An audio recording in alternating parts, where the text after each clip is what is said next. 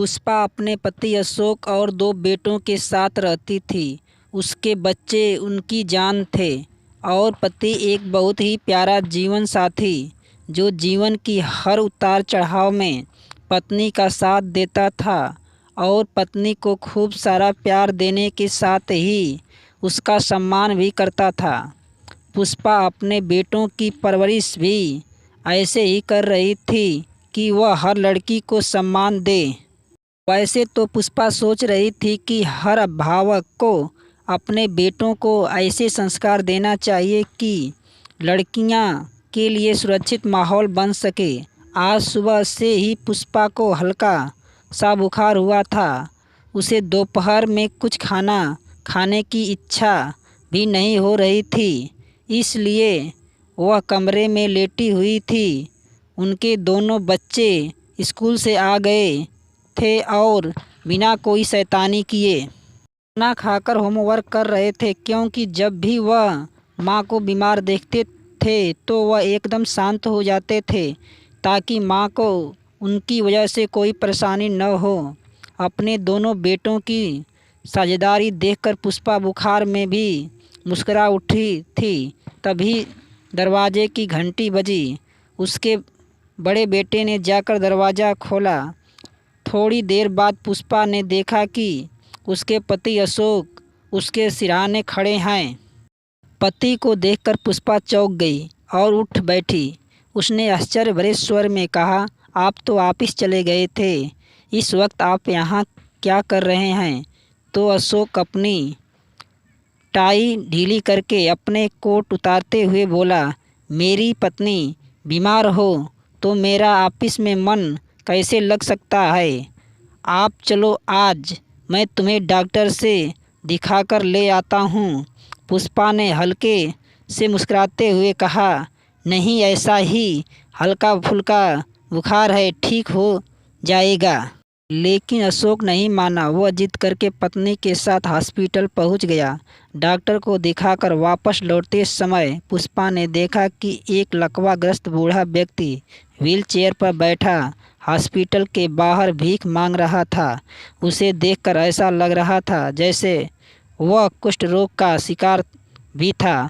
उसे देखकर पुष्पा का मन कसैला हो गया और अपने पति से कहा, देखिए इस व्यक्ति की कैसे दुर्गति हुई है। अशोक ने उस व्यक्ति को 10 रुपये का नोट निकालकर दे दिया। पुष्पा 2 मिनट के लिए अशोक का हाथ पकड़कर वहां से घर चली आई। घर आने के बाद अशोक ने उसे खाना खिलाया और दवा देकर आराम करने के लिए कहा, लेकिन पुष्पा ने उसका हाथ पकड़कर कहा, अशोक, मुझे तुझसे कुछ बातें करनी है। अशोक उसके पास बैठ गया तो पुष्पा उसके कंधे से सिर टिकाकर कहने लगी कि याद है जब तुम मुझसे देखने के लिए आए थे, जब मैं तुमसे बताया था कि मेरे साथ किसी ने गलत हरकत करने की कोशिश की थी। अशोक ने सहमति से सिर हिलाया तो पुष्पा कहने लगी, आज मैं तुम्हें विस्तार से बताना चाहती हूँ कि मेरे साथ क्या हुआ था। अशोक ने उसकी हथेली थामते हुए कहा, तुम अपने दिल का हर दर्द हमसे बांट सकती हो। मैं तुम्हें शादी की पहली रात ही कह दिया था ना कि जब भी तुझे अच्छा हो तुम सारी बात मुझे बता देना। पुष्पा अश्रुपूरित नेत्रों से पति की आंखों में जागते हुए बोली, हाँ, और आज मैं वह सब बताना चाहती हूँ। अशोक ने उठकर कमरे का दरवाज़ा बंद कर दिया ताकि बच्चों तक उनकी आवाज़ न पहुँच सके। वैसे भी बच्चे अपने कमरे में सोए हुए थे। फिर पुष्पा ने कहना शुरू किया, उस वक्त मैं 14 साल की थी। मेरे पापा उस समय कानपुर के एक सरकारी ऑफिस में काम करते थे। एक दिन वह घर आए तो उन्होंने बताया कि अगले महीने ही उनका ट्रांसफ़र होने वाला है। मम्मी पापा नई जगह जाने की तैयारियों में जुट गए। मुझे वहाँ से कहीं और जाना अच्छा तो नहीं लग रहा था, लेकिन अब ट्रांसफ़र हो गया था तो कोई क्या कर सकता था। हमारे घर के बगल में एक भैया और भाभी रहते थे। भैया की उम्र लगभग 40 साल की थी। मैं हर साल भैया को राखी बांधती थी।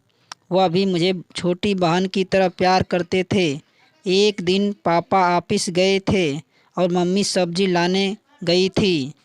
मैं स्कूल से आने के बाद कपड़े बदलकर रसोई में खाना परोसने जा रही थी, तभी वह भैया घर आ गए। उनकी पत्नी मायके गई हुई थी, तो वह अक्सर ही हमारे घर आ जाते थे। उन्होंने मुझे कहा कि बड़ी प्यास लगी है, ज़रा नींबू पानी बना दो। मैं सहज भाव से रसोई में चली गई। तभी उन्होंने दरवाज़ा भीतर से बंद कर दिया और रसोई में जाकर पीछे से उन्होंने मुझे जकड़ लिया। मैं तो हैरान रह गई। भैया, यह क्या कर रहे हो? नींबू पानी का गिलास मेरे हाथ से छूटकर फर्श पर गिर गया था। मैं उनकी पकड़ से छूटने के लिए छटपटाने लगी।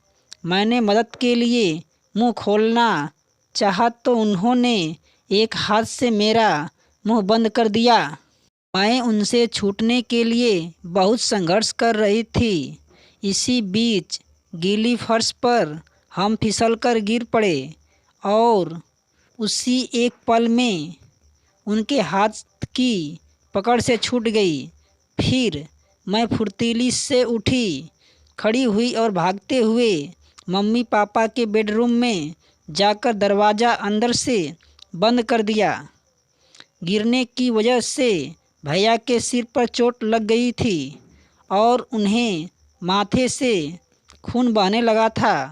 वह अपने सिर दबाए हुए जल्दी से घर में भाग गए। मैं कमरे के भीतर अपने घुटनों में सिर छुपाकर फूट फूट कर रो पड़ी। मैं डर के मारे कांप रही थी। मैं भैया को राखी बांधती थी, लेकिन उन्होंने मुझे बस एक स्त्री देह के रूप में ही देखा। उस दिन के बाद यह मुझे किसी पर यकीन नहीं रहा। मैं लगभग घंटे भर तक कमरे में ही बंद होकर रोती रही। फिर माँ घर आई। रसोई का हाल देखकर वह घबरा गई। किचन के फर्श पर खून बिखरा हुआ था। उन्होंने लगा कि मुझे कुछ हुआ होगा। वो मुझे ढूंढते हुए कमरे तक आ गई। उसकी आवाज़ सुनकर मैं कमरे का दरवाज़ा खोलकर बाहर आई। मैं माँ के सीने से लग गई और फपक फपक कर रोने लगी। मुझे रोते हुए देखकर वह घबरा उठी और कहने लगी, बेटी, तुझे कहाँ चोट लगी है? मैं रोते हुए माँ को सारी बातें बताई तो माँ ने मुझे पानी पिलाया और वह भी रोने लगी। काफ़ी देर तक सोचने के बाद वह मुझे समझाते हुए कहने लगी कि देख बेटी, वैसे भी तुझे कुछ हुआ तो नहीं न। अगर यह बात हम बाहर निकालेंगे तो तेरी ही बदनामी होगी। इसलिए तुम बस उस इंसान से दूरी बनाकर रख। मैं भी तुझे घर पर अकेला नहीं छोड़ूंगी। और फिर अगले महीने हम तो यहाँ से जा ही रहे हैं। यहाँ से जाने के बाद सब ठीक हो जाएगा।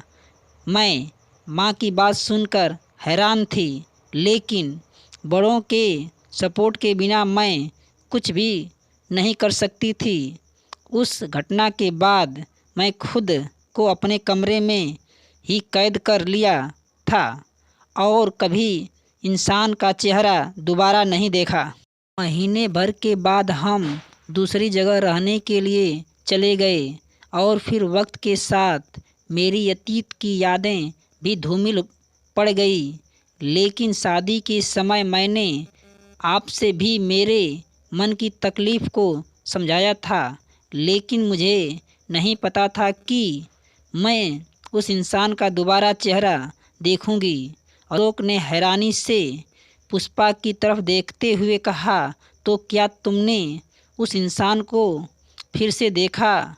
कौन है वह? कहाँ देखा तुमने? उसे पुष्पा गहरी आवाज़ में बोली, आज हम जब हॉस्पिटल गए थे ना, तो आपने जिस भिखारी को 10 का नोट दिया वह लकवाग्रस्त बूढ़ा ही वह घटिया इंसान था कि भले ही उस समय उसे घटिया इंसान को सज़ा न मिली थी, लेकिन ईश्वर ने वक्त के साथ उसे उसके हिस्से की सज़ा दे दी है। पुष्पा पति के सीने से सिर छुपाकर सिसकती पड़ती है। आज उसके धधकते मन की शीतलता मिल चुकी थी।